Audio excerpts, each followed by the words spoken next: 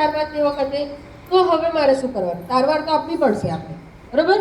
કારણ કે આપણને આવડે છે, કદાચ જે પડ્યું છે એ આપણું નજીકનું વ્યક્તિ છે, કદાચ આપણો ખાસ મિત્ર છે, કદાચ આપણું કોઈક નજીકનું સંબંધી છે, બરોબર? એને મારે સારવાર તો આપવી પડશે.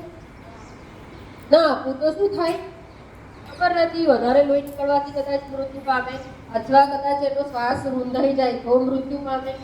એવું બધું ઘણું બધું થાય ને. તો એટલા માટે મારે એને પહેલી સારવાર આપવી પડે. તો શું કરવાનું? રોડ ઉપર મારે સારવાર આપવી હોય તો આ રોડ છે, રોડ પર આવતા જતા સાધનો છે, બરોબર? અહીંયા કૃષ્ણાભાઈ પડ્યા હતા, બરોબર?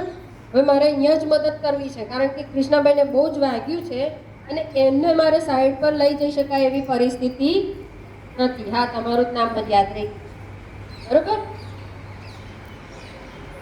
તો શું કરવાનું? હવે મારે શું કરવાનું? રોડ ઉપર મારે શું કરવું? તમે રોડ પર એક્સિડન્ટ થયેલો જોયો છે? તો રોડ ઉપર શું કરે છે લોકો? તાત્કાલિકમાં પોતાનું સાધન વચ્ચે મૂકી અને આજુબાજુથી જે સાધનો આવતા હોય એને બીજી તરફથી જવા માટે કહે છે. એને અમારા ઇંગ્લિશમાં ડાયવર્ઝન કહેવાય, બરાબર? એટલે કે બીજો રસ્તો બતાવી દેવાનો કે ભાઈ અહીંયા એક્સિડન્ટ થયો છે, તમે આમથી જાઓ. એવું કરીએ છીએ, બસ આ જ વસ્તુ કરવાની. એટલે એને રસ્તો બદલાવી આપવાનો. કરવાનો રસ્તો બદલાવી આપવાનો. આગળની તરફ કોઈ ભાઈ કે બહેનને ઊભા રાખવાના, અથવા આપણું સાધન આગળની તરફ મૂકી દેવાનું. કાંઈ બરાબર?